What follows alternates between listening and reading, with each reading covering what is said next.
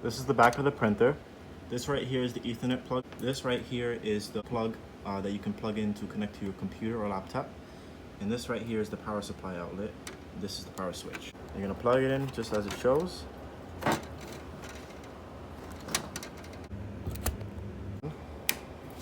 when you go up here, it should be on. It says system initializing.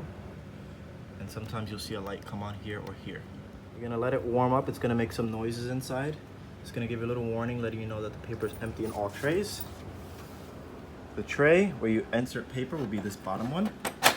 You can open this up, place paper inside, whatever size you need. Another way to manually feed in the paper into the tray so you can instantly print it, you can open up this container right here, pull this out, and paper would be directly fed into this. Just like in the other part, you can adjust the size right over here. Be sure to squeeze this little lever right here before you start moving it. And close this back up like this. This right here, you're just gonna click it to hear sound. There you go. You can instantly connect your computer to the printer using this plug and accessing the printer settings through the computer. So don't expect paper to start coming out once you plug it in. You have to make sure you configure those settings on the computer itself after you've connected it to the printer with this plug. Right. So you're gonna put this side of the plug that looks like so. You're gonna place it inside this one right here. After you plugged it in, you have the other side, which is the USB side. You can plug this directly into. After you get the printer connected to your computer, you should make a noise.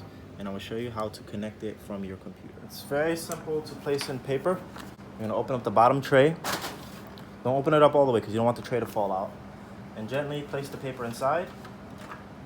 And then give this little green lever on the side a little squeeze to make sure that it's at the right size for the paper. Then you're just gonna push it back in. You can go down here to the search bar and literally write down printer, it's all caps.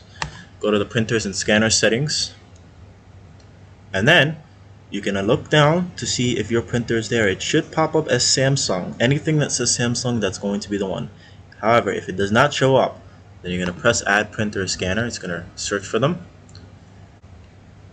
Alright, so after you search, you can scroll down and I can see Samsung is right here, so you can click that. And then let's just press manage. Just want to make sure everything's working. We see it says right here printer status is idle. So from here you can press print a test page, but make sure your printer says ready. If it doesn't say ready, you're going to press this thing right here. Your printer is in idle mode, which is why that light turns blue. Now it says warming up. And then once that finishes warming up, once you see it says ready, it's ready to start printing. Let's print a test page. You cannot print a test page if you have not accept all this stuff because it's the first time you're connecting to the printer. Please make sure there is paper inside the tray before you print something. And it should go printing. There we go. Windows printer test page. Everything is working. Once you get this page and you see that the ink came out properly, the ink was distributed equally, then you know you have successfully set up your printer.